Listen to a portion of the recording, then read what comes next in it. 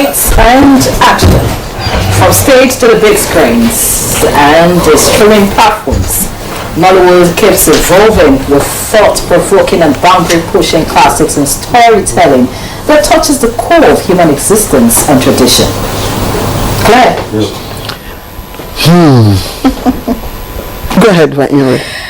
The vibrancy of her tapestry transcends mere entertainment, delving into realms and ultimately entertainment. For years, these qualities resonate with audiences from far and beyond. Today, our spotlight is on the 13th Zuma Film Festival, a convergence of the high and mighty in the film world. And we have joining us some guests. Yes, of course. Dr. Chidia Madekwe is Managing Director, Chief Executive, Nigerian Film Corporation. Dr. Madekwe, thank you very much for joining us. It's a pleasure for having me. Also here is Dimbo Atia, and Dimbo Atia is a film television producer. And just to mention some of his works, Halita, The Shanties, and Sons of the Caliphate. I think you've heard of the Sons of the Caliphate. Don't blame me. I'm not well, I have my own son. Yes, I love Halita, by the way.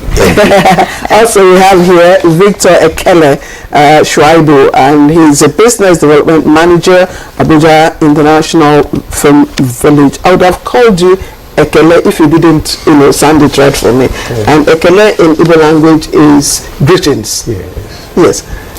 Alright, it's the 13th edition of the Zuma Film Festival that's our focus today, and I like the Managing Director and the Chief Executive of Nigerian Film Corporation, Dr. Chidia Madekwe, to please set the ball rolling for us. Why the Zuma Film Festival, and what's the importance of celebrating it again this year?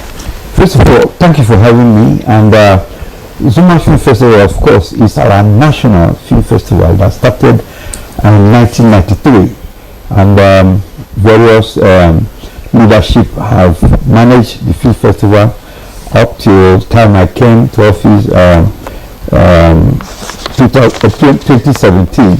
Since then till now, I have been able to make it back to back an annual film festival, particularly with the support of the host city, which is the Federal Capital Territory, we entered into joint collaboration 2 years ago as the host city, like is done in any part of the world, that we work together as inter-agency collaboration. So since then, the Zuma Film Festival have been growing in leaps and bounds. This year, the theme in the 13th edition is cultural convergence, whereby we want to celebrate our culture, not just Nigerian culture, but the continental culture, because based on other collaboration we have with South Africa and other countries, we expect that the showcasing of those cultures will be on the top agenda of the film festival. So we use this opportunity to celebrate cinematic excellence, celebrate our producers, our emerging talent, our professionals in the industry.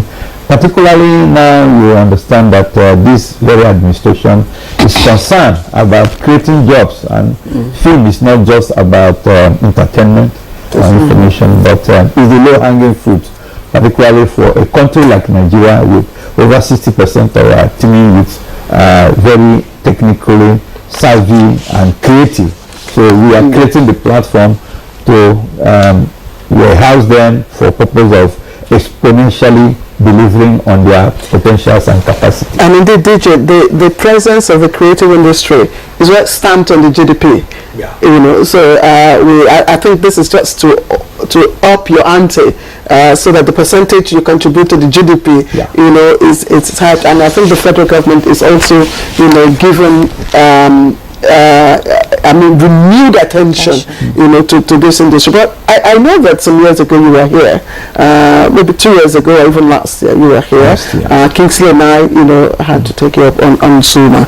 And I'm just, for my curiosity, why isn't Zuma now a household name? I mean, you can talk, when you talk about entertainment industry. Once we say Nollywood, everybody knows Nollywood. Why isn't Zuma now a household name, or is it?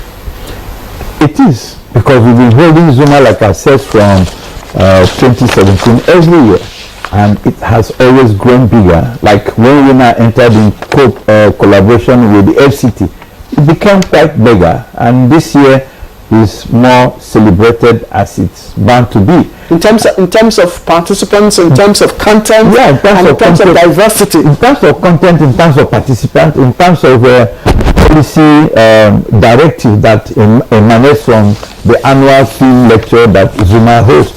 It might trace you that last year, for the first time, the FCT Minister of State then made a policy directive, which has never happened in the country, that there will be 35% rebate if you are shooting film here in FCT, in any of the AMAC. Okay. These are the kind of competitive edge like our counterpart in South Africa have, which Nigeria do not have, and therefore does not encourage production from foreign crews in Nigeria.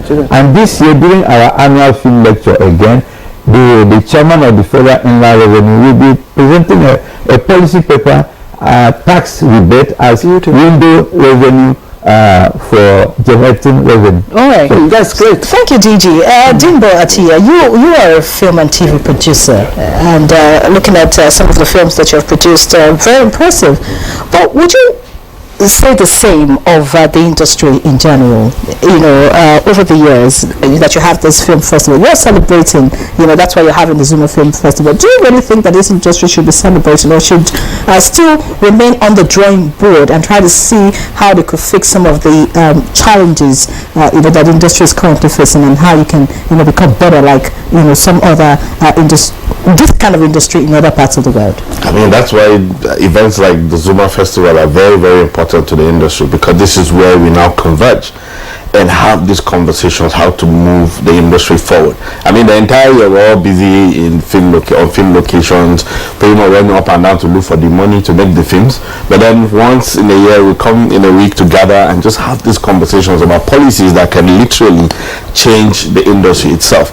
So it's something that we're very proactive about, and something that a lot of stakeholders have had the opportunity to come. I mean, you know, when you said something about popularity, the thing about Zuma Festival, it's solidly more about policy. Of course, there's all the razzmatazz is there, but I mean, as a government agency that is behind it, their sole aim also is to make sure that there are, you know, enough playing grounds for everybody in terms of how government can be involved, how the private sector can be involved in making things move. So for those of us who practice in the private sector, every time they call us for the Zuma Festival, we're always there, because there's a need to move forward. There's a need to talk about policy. I mean, he talked about the 35% rebate in Abuja here. I mean, it's something that it's encouraging for people to know that if you come to Abuja and you have anything to do here, you get this sort of incentives, you know. So for Nollywood, it's a conversation that must continue every year, just like every other sector, that we always find time to sit down and look at what has been done, what needs to be done, and what the future is supposed to look like. So I'm excited about the possibilities that the Zuma Festival will provide for filmmakers like me. I'm also excited that it's not just the razzmatazz, you know, and all that, but that the policy, you know, direction that comes with it. Yeah. And he's also talking about, the DG is also talking about expected policy direction from the Ministry of Interior. That's great. Absolutely. That's great. And I'm wondering, Victor, apart from the ingenuity and, you know, displays and support or collaboration, you know, that we get to see from other participating countries, what are the expectations, you know, this year? I think the expectation is very high as usual, and we're looking forward to see a lot of stakeholders and even foreigners coming to Nigeria, to Abuja, the city of Abuja here, for this great event that is coming up. So the expectation is high as usual. There's going to be a lot of collaborations in terms of the different people, cultural convergence that is coming from different countries. There will be synergy that will be built. So what's Abuja Film Village own contribution? What would be your own contribution in building model with? Well, we are part of the stakeholder, and our own contribution is, if in fact, it will give us an opportunity to even showcase what we have. Well, like we have about 5,000 hectares of land, which the FCT administration has given to us. We are looking forward to see prospective investors that will want to invest in that land. The whole idea of the Abuja Film Village, as initiated by FCTA, is to build a film village. So the film village now, there is over 5,000 hectares of land. And so what area? We are given that land in Yanga and Kosaki district in Kujie area council. Okay. And so already we have some investors already who are already creating access road to the place, but we still have looking forward to other investors that will come in. What kind of what kind of facility? Because when you talk about investing in that area in African, Tinapa comes to my mind. Okay. So what kind of facility, you understand, are you hoping to see within that structure, within that piece of land? Okay, well, usually when the Abuja Film Village was initiated, the former MD came up with 50 components. The 50 components were divided into 4 segments. And the 4 segments, we have the film tourism, we have the film education, then we have the urban development. So everything that you can see in a film industry or village, so it's a one-stop it's a one-stop shop. Yeah, just like Universal Studio. Yes, that is what the idea is about. Beautiful. Of course, looking forward to that. Coming into fruition. But DJ, I'd like to just quickly get back to you now. You have talked about looking at policies, how you can improve the industry. But one area that worries some Nigerians will be the content of our films these days. Compared to what we used to see. I just want to know if that's going to be a focus, in this festival this year. If you're looking at how, film producers, like Dimbo, can, redirect their content. I think these days we're seeing something different from what we hold dear as a people, our culture, our tradition, our values. We're beginning to have the Western, culture, and everything that is Western, not Nigerian, not African, infused in our films. Are we going to see a change? Is this festival going to address that so that filmmakers can begin to focus inwards and project, the Nigerian culture and people and tradition and the good things that we have to the outside world? Or we're still going to continue to try to imitate what's happening in other parts of the world? Thank you for this question. Culture content is a continuing conversation. It will always, be there in the front burner, the issue of content. And you may note that the theme for this year's film festival is cultural convergence. So the issue of cultural content in what we produce and dish out to the global audience is something that will always remain a matter for discussion. And I also want to say that Nigerian content, actually, I must give them credit that they are doing very well. That is why it is highly sought after. Today, streaming platforms globally are rushing to Nigeria as the next frontier where content can be generated. Where our problem now is, how do we monetize this ability to generate content so that we can, raise the GDP, particularly now that it has been made an economy, creative economy, by creating the Ministry of Arts, Culture and Creative Economy. So our attention is not just to generate the content, not just to look at the cultural, milieu of the content, but to see how that content can be rapidly monetized so that we can create wealth for our teeming population. Because if we don't take care of our demographic situations, then we may run into demographic disaster. And I think since the United Nations have projected us in the next 20-30 years to be one of the 3rd largest countries in the world, if we don't use our ability in the audiovisual to mitigate that disaster, demographic disaster, by engaging our young ones in terms of the content production, in terms of the content, in quality of the cultural, content, then we wouldn't have done well. So beyond the content, yes, okay. I want to add to what you yes, said. please. You also add because I'm just want to be beyond the content and what we see, translating what we have into wealth creation. It's also very critical, and that's why, like the DG you rightly said, that's why a whole ministry has been carved out for this purpose. So how do we now begin to look beyond this, content and expand the scope? Mind you, we don't really have a culture of film festivals. I mean, people like me. So how do you intend to reverse this trend? Okay, so I need to add to the cultural part of. I think that there is, if you look at it very well, I think the Nigerian producers have done excellently well in promoting culture through our film, and I'll give you examples. Of course, I don't know if you've seen the Jagu Jaguns on Netflix, which is a huge cultural display from the southwest of Nigeria. Recently, Afame Funa was released as a tribute to the Onwa boy culture in Igbo land, where the 7-year the apprenticeship thing, it's solidly cultural.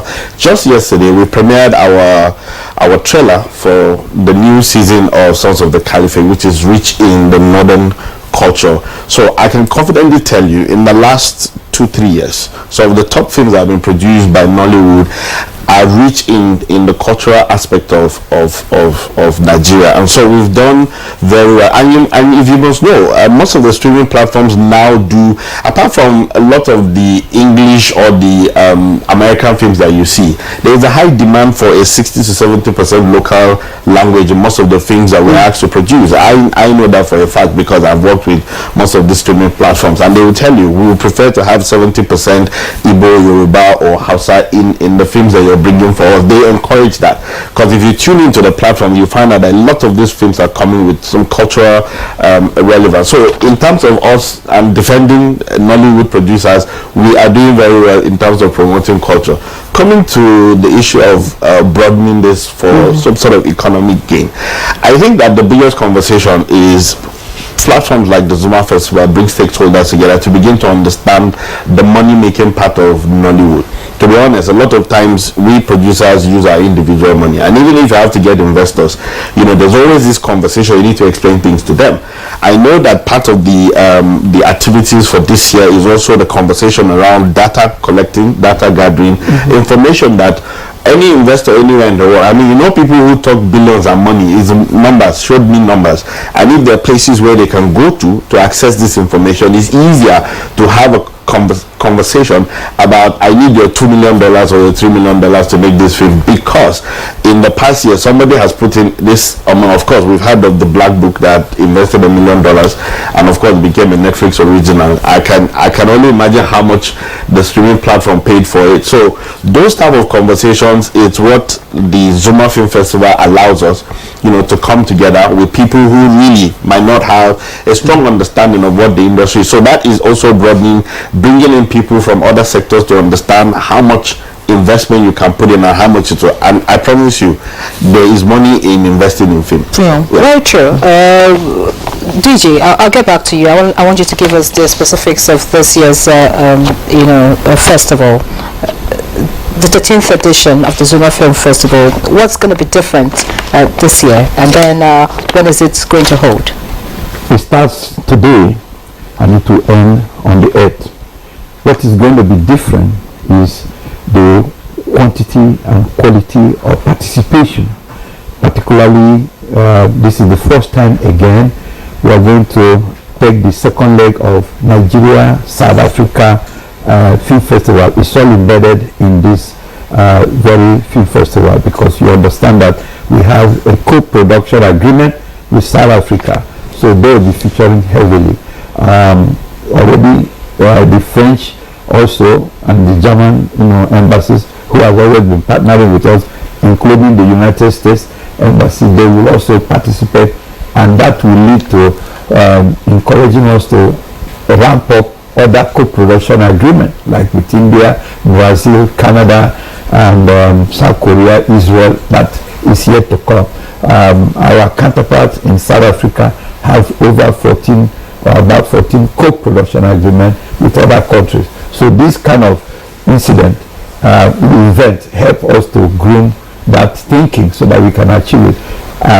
Our sister here was talking about Nigeria not being a notable film festival destination. Yes, that is why the National Film Festival, which is Zuma, is trying to create a novel dark culture. Last year, when we hosted the Zuma Film Festival, we created the National Film Festival Association, which providing their office takeoff at my Lagos zona office. In Morocco, they have over 1,000 film festivals there about. Because we have the National Film Festival, we have the regional, and we even have the local government film festival. It may interest you to know that just ending in Kano is Kilaf. Yes, that's what I've been trying to get out. Kilaf. I wanted to know how you're collaborating with Kilaf, because we had Mohammed here with us just last week. Yes, Kilaf. That's what I was trying to. Yes. That's Kano. Yes. Before now you had Africa International Film Festival held by hosted by Choma Hude. You have here in Abuja International Film Festival by Fidelis Duka, and Echo, and many other. You have Edo, you have Port Harcourt, you have Kaliwood, and all that kind of film festival. So you can see that it's becoming, we are trying to drive the interest. Because what happens is that when government is seen to be creating the enabling environment, then it trickles down to the regions, to the local government. And Nigeria, you can't be the second largest producer in the world, and then we cannot have a robust cinematic celebration all over. And the new ministry now is focused on creating film entrepreneurial hubs all over the country, starting with the siege of political zone. All these are a way of, taking events that happen during this kind of film festival, taking it to the regions, taking it to the state, so that our audiovisual capacity, which we have energetic population that can promote it, is rapidly ramped up for the common good of the nation. Are you an actor yourself? I'm a medical doctor by training. Politician by vocation. I've acted. You never acted. And a media practitioner. I would say, as a medical doctor, I didn't know I was going to be. Now, as a medical doctor, that would lead me to this question. Have you tried, or would you be trying to infuse something on health, general well-being for film producers and actors? I'm just asking this on the sidelines, really, because in recent times we've seen a lot of film actors, producers, having a lot of medical complications, sort of. Maybe it could be as a result of lifestyle or the stress associated with the work, or I really do not know. But the film festival, would that be, just a little focus, just so that we can have some of these actors and film producers, living longer for us, and then keeping the entertainment industry agog? It's part of it. It's part of in the program. There is lifestyle, part of it. There is even a gastronomy part of the film festival. We're talking about cultural, conversion. Because if you don't even eat well, you will get sick. So the fact that food is a great component of our culture. In this festival we're having now, we're also collaborating with NAHUTO, Nigerian Institute for Hospitality and Tourism. They are also coming to mount booths and do some gastronomy festival embedded in this very film festival. Then on the issue of health, yes, we've been taking the lead in getting a group insurance program. Okay. And it might interest you to know that our new minister, the new minister for the new ministry, when she launched the 8-point agenda of the ministry, focused on issue of giving a group insurance, which Leadway Insurance is maintaining the lead according by their name, to make sure that there is an insurance cover, for a group insurance cover for those who are in the creative industry. So we have noted the deficit in that area, and the agency and the ministry are proactive in solving that problem. Dr. Madueke, thank you. And I'm just reading because Abdul Karim sent me, that's Kidaf, a gentleman by the Mansour, who won the MacArthur Foundation, US $1,000 US prize money for Kidaf 23 short film competition. And I'm wondering, what would you be showcasing?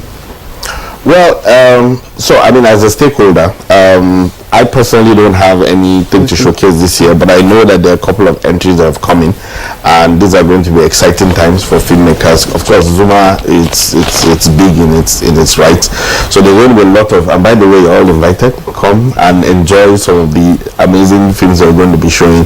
But I promise you that Nigerian producers are taking the bull by the horn. I mean, we're more daring.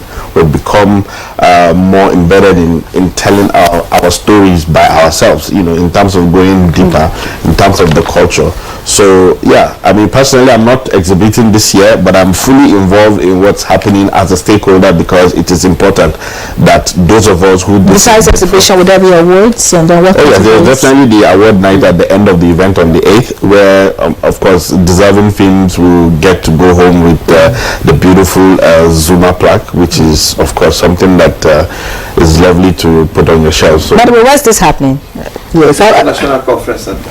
Oh, okay. I was going to ask Victor. Yes, somehow you are the host. Yes. Yes, because you're here. So what are the expectations in terms of arrangements, to receive your guests and all that? I think that has been put in place. We had a couple of meetings some days ago to finalize everything. The securities are ready, the hotels are ready, the venues are ready. In fact, the troops... Any special attraction? Yes, the troops that will be welcoming the guests that are coming will also be there from the beginning. National troops or Abuja troops? Yes, our FCT troops. FCT troops. You need to tell us. When you say troop. And there's the component, the tourism component. The FCT normally provide buses, so at some hours there will be a guided tour of the city, so that people will get to know Abuja. Is it open to everyone? Is it free? It's national, so it's open. It's free. Oh, okay. It's a national film festival, so people are encouraged, to participate, because Then we will have time to visit. Of course, I'll be there. please do. She knows why I'm asking. I don't want to reveal it. I need to have some fun and unwind. It will actually take place on the 4th. Okay. On the 4th, which is Sunday. Okay. It's going to be from 12 noon to 5 p.m. We work 7 days a week. Okay. So the emphasis on Sunday doesn't mean that we are free. It doesn't mean that we are free. But we've noted. DG, your parting words before we let you go. What's the message now to, especially to residents in the FCT? Residents in the FCT should know that this is showcasing FCT on a global map, because it means that if we grow this film festival, just like you hear about Cannes Film Festival, Durban Film Festival, and Toronto Film Festival, Abuja is, being showcased on the international scene, and which is what it's supposed to be. We cannot have a beautiful city like Abuja, and we cannot make use of the cinematic advantage of it. Many thanks, DG. So I'll quickly get to you now, Jimbo.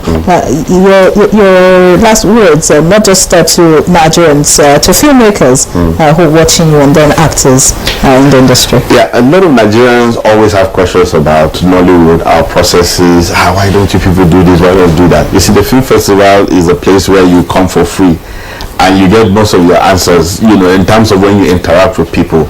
It is also a place where you get to meet celebrities and superstars who are definitely coming. So if between the 1st and the 8th, you have the time, just come around to the International Conference Center, have fun, It's going to be exciting. Sit into most of the sessions that are going to be taking place.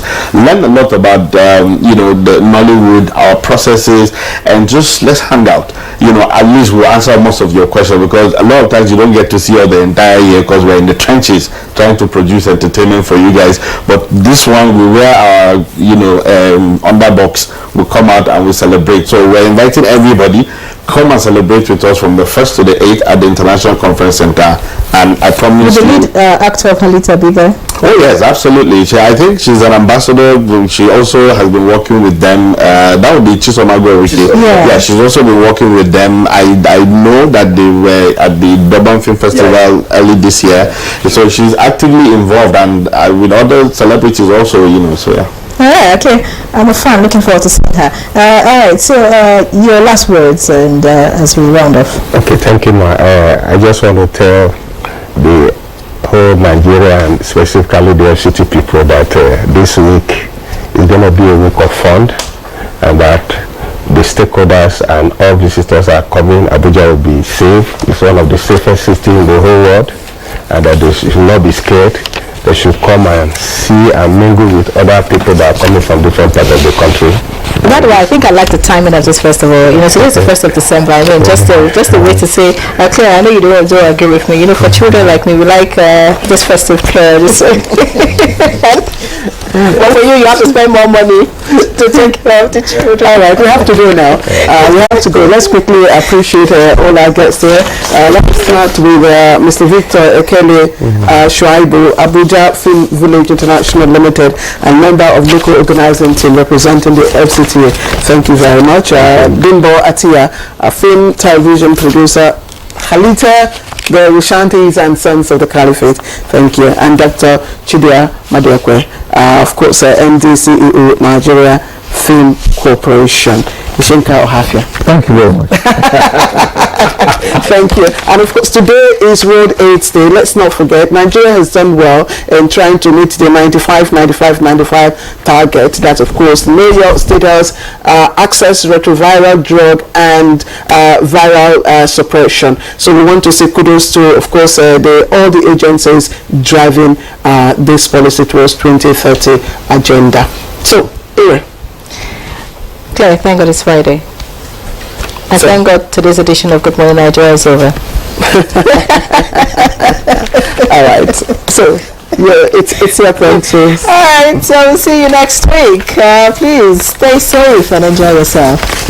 All right. So from all the GMN crew, we want to thank all of you for staying with us from Monday till today. Please join us again same time on Monday. By God's grace, we'll see you. Bye-bye.